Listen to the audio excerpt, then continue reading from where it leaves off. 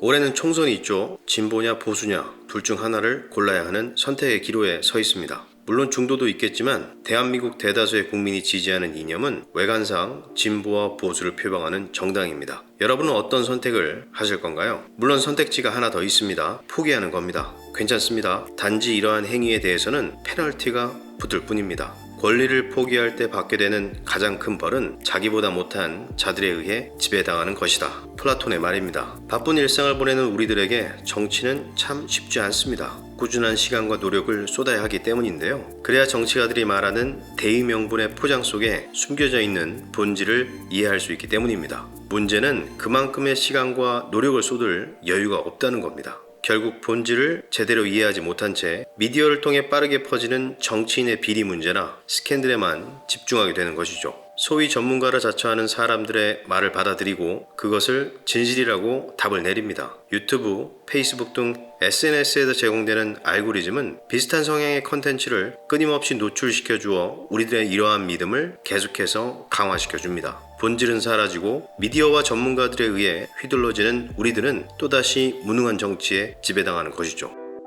안녕하세요. 오늘 소개해드릴 책은 최 사장의 시민의 교양입니다. 베스트셀러 지적 대화를 위한 넓고 얕은 지식의 저자이죠. 그가 쓴 책은 무겁지 않습니다. 그렇다고 가볍지도 않습니다. 간단하게 설명할 수 없다면 충분히 이해하지 못한 것이라던 아인슈타인의 말처럼 저자는 그가 말하는 것에 대한 충분한 통찰력을 발휘하고 있는 것 같습니다. 그만큼 쉽고 울림이 느껴지는 책입니다. 책은 정치에 국한되어 있지 않습니다. 총 7가지의 주제, 세금, 국가, 자유, 직업, 교육, 정의, 미래라는 정말 듣기만 해도 소름 돋게 지루한 이야기를 하나의 스토리로 아주 쉽고 재밌게 풀어낸 입문서입니다. 책 속에서 그는 시민이라는 이름으로 우리들을 정의하고 있습니다. 그리고 그 시민의 의무를 설명해 줍니다. 살아내는 것만으로 간단치 않은 바쁜 일상 속에서 모든 사회적 쟁점을 알 필요는 없습니다. 다만 세상에 대한 거시적인 관점과 이를 통한 각각의 사안을 단순하게 분류할 수 있어야 한다고 작가는 말하고 있습니다. 그래야 무지하고 음흉한 미디어와 전문가들에게 휘둘리지 않는다고요. 그리고 사회적, 정치적 담론들을 합리적이고 건강하게 논의할 수 있다고 강조합니다. 그럼 시민의 교양 핵심 내용 시작해 보겠습니다. 첫 번째, 내용과 형식이 바뀐 대한민국 교육입니다. 미디어를 통해 자주 듣게 되는 한국 사회의 가장 큰 문제 중 하나는 바로 학교 교육 문제죠. 극악한 경쟁 일변도의 교육 체제는 세계에서 가장 불행한 학생들이 사는 대한민국을 만들어 버렸습니다. 이를 개선하기 위해 정부는 많은 노력을 하고 있습니다. 사교육의 폐해를 없애고 시험 평가 횟수를 줄이고 경쟁을 유발하는 상대 평가를 절대 평가로 바꾸는 등 많은 부분에서 개혁을 고심하고 시도하고 있습니다. 실제로 교육은 두 가지로 구분해 설명할 수 있습니다. 내용과 형식이죠. 전자는 직접적인 학습을 통해 지식을 배우는 것이고 후자는 따로 가르치지는 않지만 상황과 환경 속에서 자연스럽게 체화되는 배움입니다. 대부분의 교육개혁은 내용적인 부분에만 집중해서 이루어집니다. 무엇을 더 가르칠까? 어떻게 더 많은 지식을 효율적으로 학습하게 만들 수 있을까 등에 대해서 말이죠. 하지만 학생들을 불행하고 치열하게 만드는 것은 학교 시스템의 구조적인 문제입니다. 아이들이 무엇을 더 알아야 하는 학습적인 문제가 아닌 형식이 있다는 거죠. 치열한 경쟁, 효과적인 평가를 위해 만들어진 객관식 문제들, 아이들은 이러한 제도 속에서 모든 문제는 객관식과 같이 정해진 진리가 있다고 믿게 됩니다. 세상에는 맞고 틀림만 존재하고 옳음과 그름이 있다는 편협한 세계관을 내재화하게 되는 거죠. 하지만 세상의 대부분의 문제들, 아니 모든 문제들은 사지선다양의 정확한 하나의 진리로 있지 않습니다. 회색지대도 반드시 존재하고요. 맞고 틀리고가 아닌 다름이 존재하는 것이죠. 그리고 그 경쟁 속에서 겨우겨우 승리하게 되면 경쟁의 정당성을 망고의 진리로 받아들이게 됩니다. 지속적인 평가와 개개인간의 경쟁이 내재화된 아이들은 실제로 환경과 사회의 부조리로 발생한 문제임에도 문제의 책임을 사회가 아닌 개인에게 돌리게 되는 거죠. 그리고 승리를 쟁취하지 못한 아이들은 스스로를 탓하며 패배자를 자처하게 됩니다.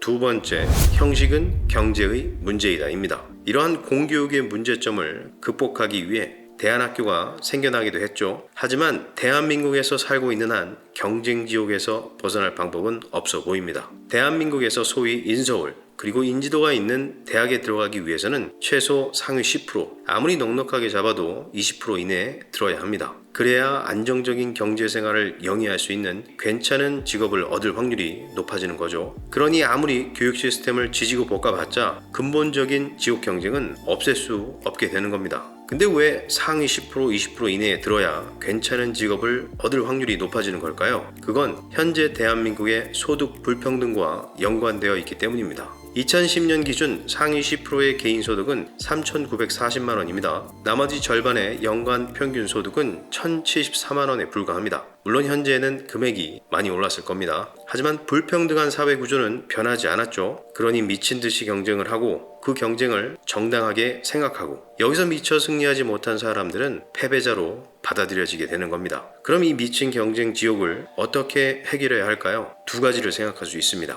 소득 격차를 줄이고 양질의 일자리를 더 많이 만드는 것입니다. 여기서 덴마크의 공교육을 한번 참고해 보죠. 북유럽 국가의 교육 환경은 훌륭하기로 정평이 나 있습니다. 특히 덴마크는 OECD 학생 행복도 조사에서 매번 상위권을 차지하고 있는데요. 2013년도 조사에서는 무려 1위를 차지했습니다. 덴마크의 공립기초학교는 한국의 초중등 학교에 해당하는 기관인데요. 단 1회의 졸업시험만 보게 됩니다. 그마저도 순위가 공개되지 않죠. 고등학교나 대학교의 입학 과정도 어렵지 않은데요. 다만 대학 졸업은 특정한 기준이 있기 때문에 본인의 노력이 반드시 필요합니다. 물론 이러한 교육이 이상적이라는 것은 아닙니다. 핵심은 교육 과정이 학생들에게 치열하지 않을 뿐더러 학생들이 직업에 따라 대학 과정을 반드시 이수해야 하는 과정이라 생각하지도 않는다는 겁니다. 왜 이러는 걸까요? 그것은 사회에 충분한 일자리가 보장되어 있고 개인 소득 세율이 55%에 이르는 등 강력한 복지 정책으로 임금 격차를 완화했기 때문입니다. 세무사와 목수의 소득 차이가 크지 않고 대기업 회사원과 기술직 노동자의 소득 격차가 크지 않다면 굳이 대기업에 들어가기 위해 목매달 필요가 없다는 겁니다. 경쟁 지옥에 빠질 필요가 없다는 거죠. 세 번째, 보수와 진보의 충돌입니다. 그렇다고 하루아침에 덴마크와 같은 사회 시스템으로 바꿀 수는 없죠. 하지만 공교육의 폐해를 최소화하기 위해 방향성은 정할 수 있습니다. 그럼 어떻게 설정할 수 있을까요? 바로 정치에 달려 있습니다. 양질의 일자리를 늘리고 소득 격차를 줄이면 됩니다. 문제는 일자리를 늘리는 것과 소득 격차를 줄이는 것이 상호 대척점에 있다는 겁니다. 일자리를 늘리기 위해서는 세금을 낮추고 규제를 풀어줌으로써 시장의 자율성을 높여 기업의 더 많은 수익과 더 많은 투자를 유도해야 합니다. 그래야 양질의 일자리를 창출할 수 있습니다. 국가의 간섭을 최소한으로 줄이는 야경 국가를 지향해야 한다는 의미죠. 하지만 이럴 경우 자본주의의 속성상 더 큰 소득 격차를 만들어낼 것입니다. 그렇다면 소득 격차를 줄이기 위해서는 어떻게 해야 할까요? 더 많은 세금을 걷고 규제를 해야 하죠. 바로 복지국가를 지향해야 하는 겁니다. 더 많이 거친 세금과 규제를 통해 우리 사회의 사각지대에 있는 많은 이들을 구제하고 자본가와 노동자, 정규직과 비정규직, 사무직과 노동직의 차이로 발생하는 임금 격차를 규제를 통해 완화하는 것입니다. 하지만 이럴 경우 기업의 투자 의욕은 꺾이게 되고 일자리 창출은 어렵게 될 수 있습니다. 이처럼 야경 국가와 복지 국가는 반대되는 개념에 서 있습니다. 여러분은 어떻게 하시겠습니까? 자유주의 시장 경제를 옹호하고 야경 국가를 지향하는 보수 정치인을 선택하시겠습니까? 아니면 국민의 공평과 평등 등 수평적 관계를 옹호하고 복지 국가를 지향하는 진보 정치인을 선택하시겠습니까?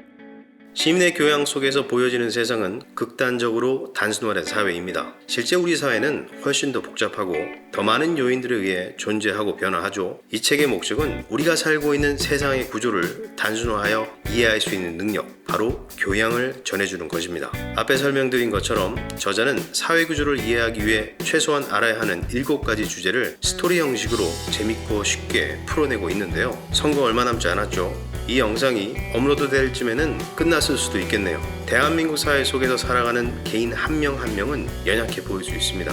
권력도 힘도 없어 보입니다. 하지만 우리는 치명적인 무기를 가지고 있죠.